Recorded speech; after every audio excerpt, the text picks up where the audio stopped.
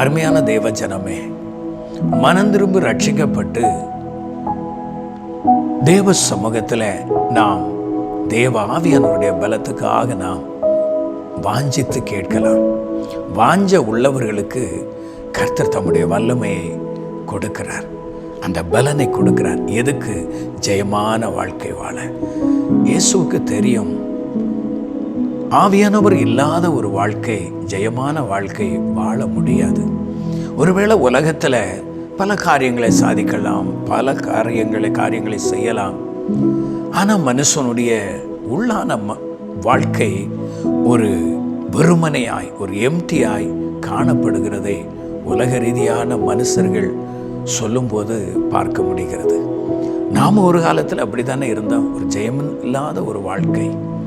ஆனால் இன்றைக்கு ஆண்டவர் உங்களுக்கு அந்த ஜெயத்தை தந்து உங்களை ஆசீர்வதிக்க கர்த்தர் விரும்புகிறார்.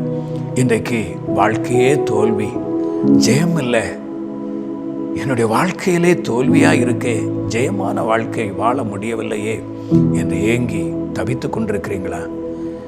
இல்லை, என்னால் முடியலையே என்று சொல்லி நினைக்கிறீங்களா? முடியாதனால தான் இயேசு சொன்னார், பரிசுத்த ஆவி உங்களிடத்தில் வரும் பொழுது நீங்கள் பலனடைவீர்கள். ஹல்லேலூயா! எவ்வளவு நல்ல வார்த்தை, ஜீவனுள்ள வார்த்தையை கர்த்தர் நமக்கு தந்திருக்கிறார். வேதம் தேனிலும் தெளித்தேனிலும் மதுரமாக இருக்கு பாருங்க. இதை கண்டு கொள்கிறவர்கள் பாக்கியவான்கள்.